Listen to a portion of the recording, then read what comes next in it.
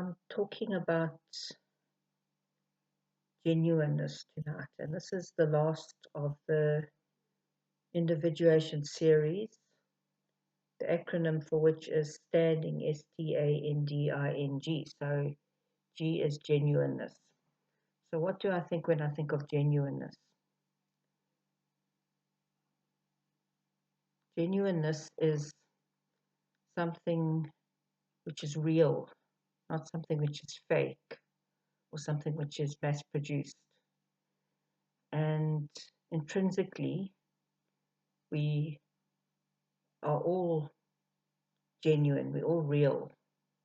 However, in society and the way we grow up and the way we're brought up, sometimes or very often we can lose that realness because we have a whole lot piled on top of it, which is fake, which by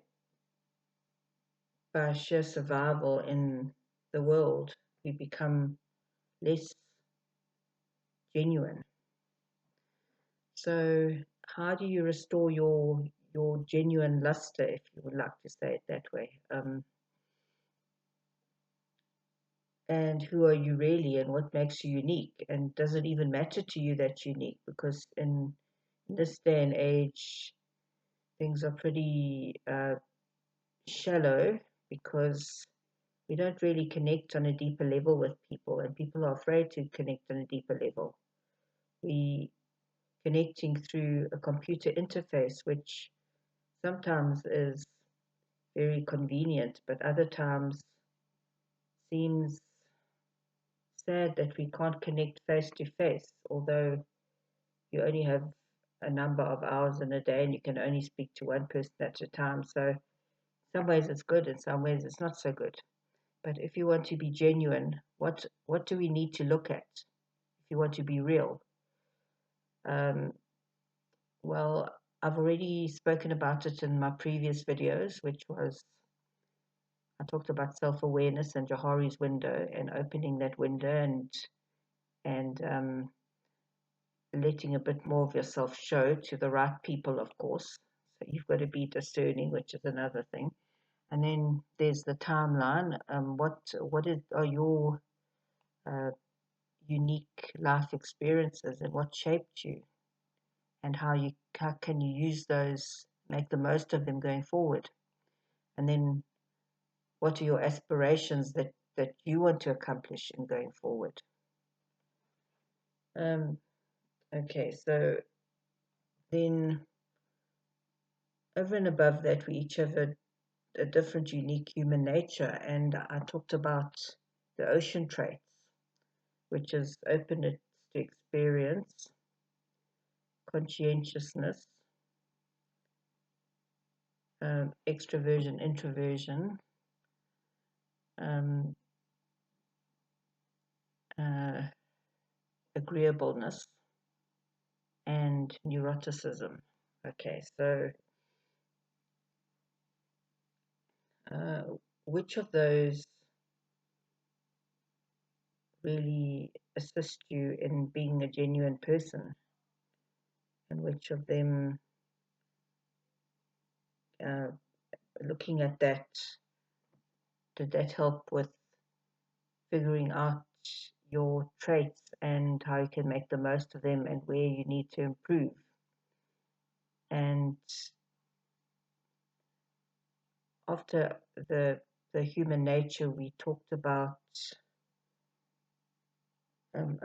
discernment. So that's where you discern what you actually need to do, and you discern your values. And in fact, a diamond doesn't need to discern its values because it's already valuable. So we're already valuable, but we want to know what really matters to us and what helps us to shine through, what helps that value of ours to actually shine through.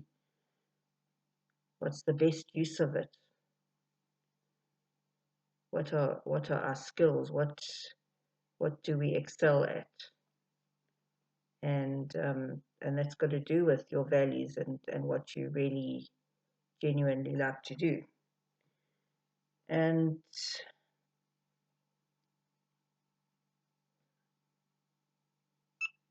after discernment, I talked about integration. Okay, that's the integration is with the parts of you which you don't really like so much and you try to hide. But the more you can accept yourself, the more you can admit your flaws, the more likely you are to move on to being a genuine person because you can embrace them. Because no diamond is flawless, although it's really beautiful.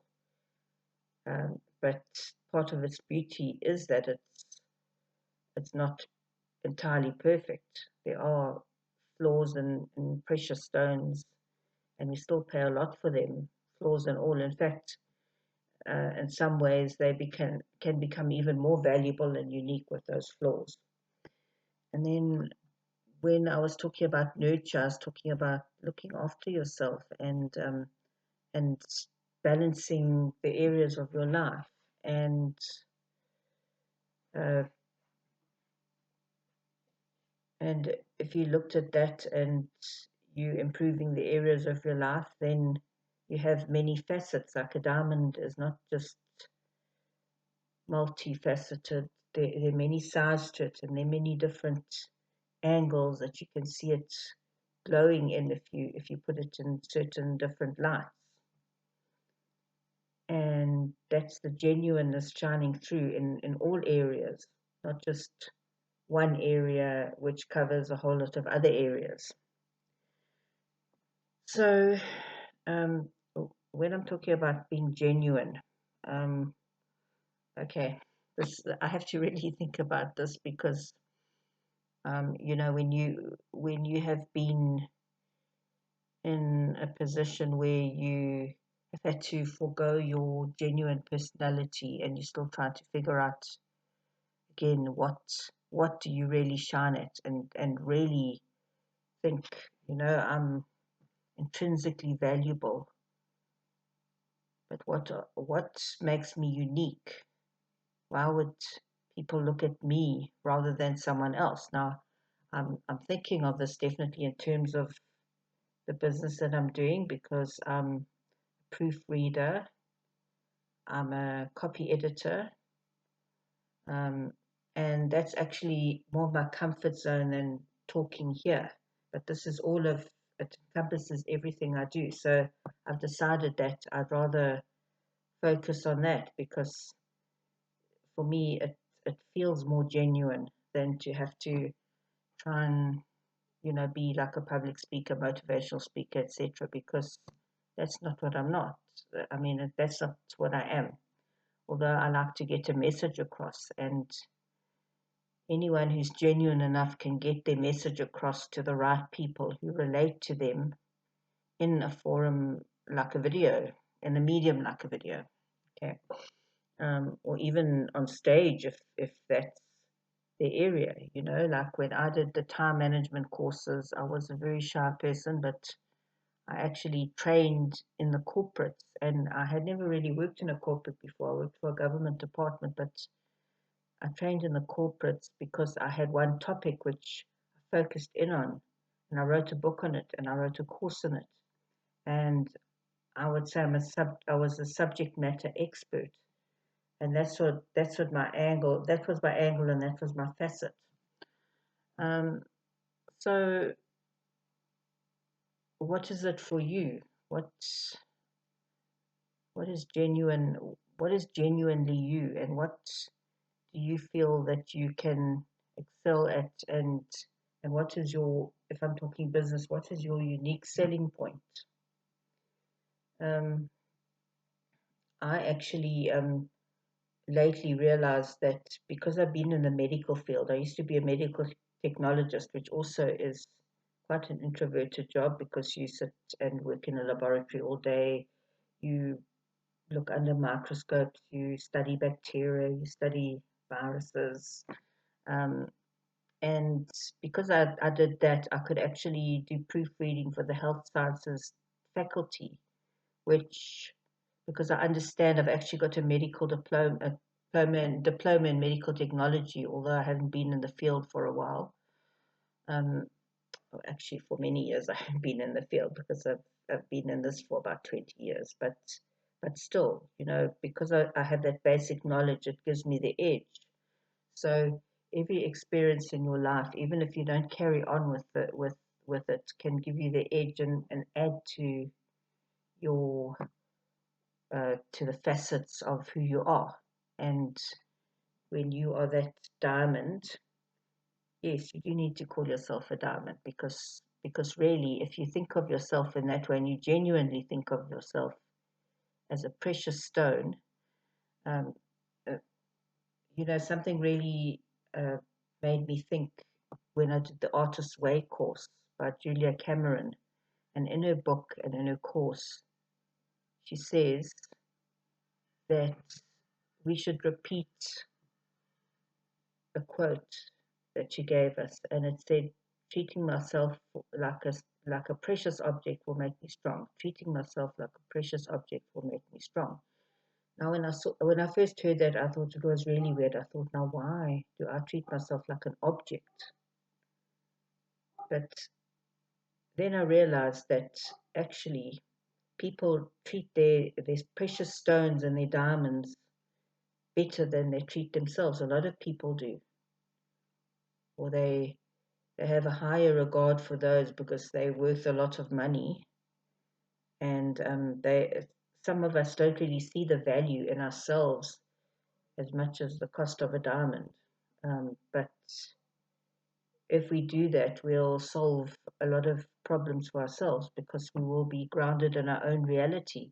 We won't have other people uh, coming and telling us who we are and telling us what we should do and telling us how we can be better. And although we need to take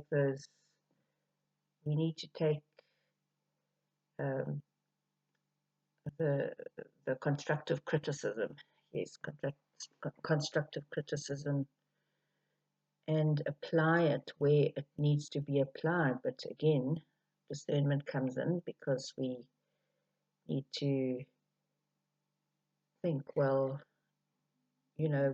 where can I apply this to who I am, and is it valid? And that's all how we're going to be sculpting ourselves as a diamond or as a stone, precious stone.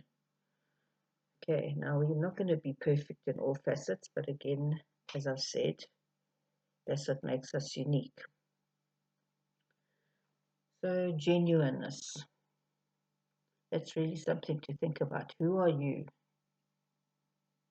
Based on everything that you've done and you've done in the previous steps of this individuation course. Who are you?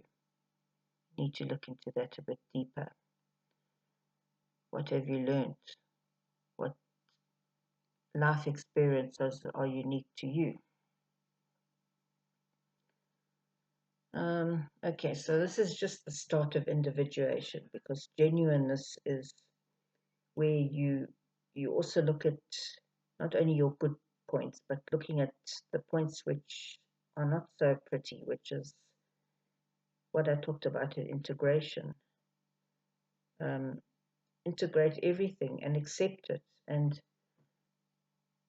I think it's Carl Jung who says it as well, that only when you accept yourself can you change. And this is the beginning of the change and the beginning of the growth.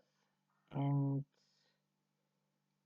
that's basically what's called individuation. Now, we won't immediately pop out and be the perfect individuated diamond person, but we don't want to be because the growth is part of